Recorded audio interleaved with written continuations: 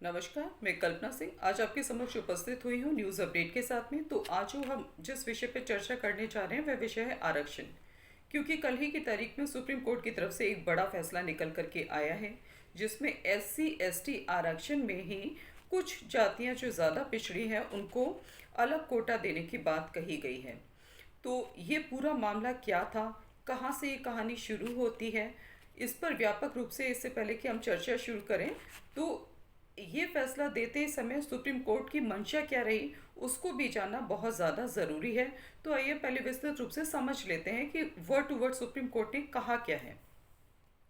और यहाँ पर सुप्रीम कोर्ट ने कोई अलग जो है आरक्षण बढ़ाने की बात नहीं करी है एससी एसटी जातियों का, बल्कि इनको जो पहले से आरक्षण मिला हुआ था उसी आरक्षण में कुछ जो जातियाँ ज़्यादा पिछड़ी हुई हैं उनको अलग कोटा देने की बात यहाँ पर की जा रही है।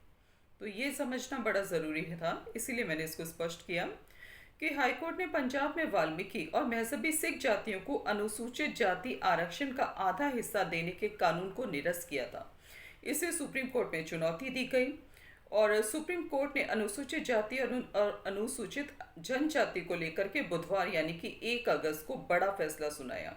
सुप्रीम कोर्ट की 7 जजों की संवैधानिक पीठ ने 6:1 के रेशो से बहुमत से कहा कि एससी एसटी कैटेगरी के भीतर ज़्यादा पिछड़ों के लिए अलग कोटा दिया जा सकता है। चीफ जस्टिस डीवाई चंद्रचूड़ की अध्यक्षता वाली पीठ ने माना कि एससी एसटी कैटेगरी के आरक्षण के तहत जातियों को अलग हिस्सा दिया जा सकता है। 7 जजों की बेंच ने बहुमत से ये फैसला दिया है। दरअसल पंजाब में वाल्मीकि और मजहबी सिख जनजातियों अनुसूचित जाति और जनजाति आरक्षण का आधा हिस्सा देने के कानून को 2010 में हाईकोर्ट में निरस्त कर दिया गया था।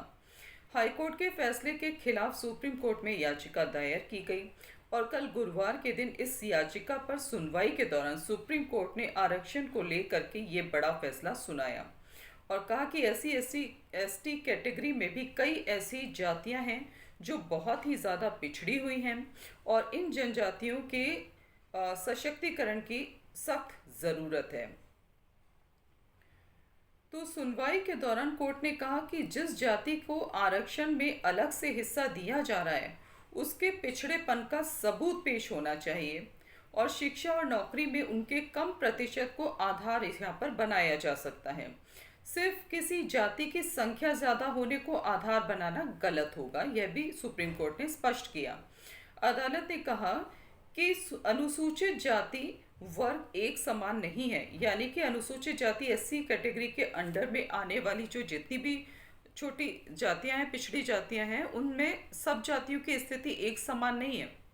उनमें कुछ की स्थिति जो है वो ज़्यादा खराब है, वो ज़्यादा पिछड़े हुए हैं। तो उन लोगों के लिए यहाँ पर अलग कोटे की बात की गई है कि उसे दिया जा सकता है, देने पर विचार किया जा सकता है और उन्हें अवसर देना सही है। हमने इंदिरा साहनी के फैसले में ओबीसी के सब क्लासिफिकेशन की अनुमति दी। यह व्यवस्था अनुसूचित जाति के लिए भी लागू हो सकती है, ऐसा सुप्रीम कोर्ट ने कहा। सुप्रीम कोर्ट ने कहा कि कुछ अनुसूचित जातियों ने सदियों से दूसरी अनुसूचित जनजातियों और जातियों की तुलना में ज़्यादा भेदभाव को सहा है। हालांकि हम फिर साफ करते हैं कि कोई राज्य अगर आरक्षण का वर्गीकरण चाहता है तो उसे पहले आंकड़े जुटाने होंगे। अदालत ने कहा कि यह देखा गया है कि ट्रेन के डब्बे के बाहर खड़े लोग अंदर प्रवेश करने के लिए संघर्ष करते हैं, मगर जो अंदर जाते हैं वह दूसरों को अंदर आने देना नहीं चाहते हैं। जिन लोगों को सरकारी नौकरी मिल गई है उनकी स्थिति अच्छी है और काफ़ी हद तक वो अपने जीवन स्तर को ऊंचा उठाने में सफल हुए हैं। लेकिन जो लोग अभी भी गांव में रहते हैं, दूर इलाकों में रहते हैं, मजदूरी करते हैं, तो उनकी स्थिति अभी भी बहुत ख़राब है। तो ऐसे ही लोगों को, ऐसे ही जाति के लोगों को ऊपर उठाने के लिए ये इस तरीके का जो प्रावधान है, इस तरीके का जो फैसला है वो सुप्रीम कोर्ट ने दिया है। तो अब मैं अपनी अपनी वाणी को यहीं पे विराम देती हूँ। कल हम फिर आते हैं न्यूज़ अपडेट के साथ में अन्य विषयों पर और फिर आपके सामने नई नई जानकारियाँ रखते हैं। और हमारे चैनल को आप सब्सक्राइब करें, बेल आइकन को दबाएं ताकि जो भी लेटेस्ट अपडेट्स हम लेकर के आते हैं वो समय पर आपके साथ हम शेयर करें, आप तक पहुँच पाएँ। तब तक के लिए धन्यवाद। नमस्कार।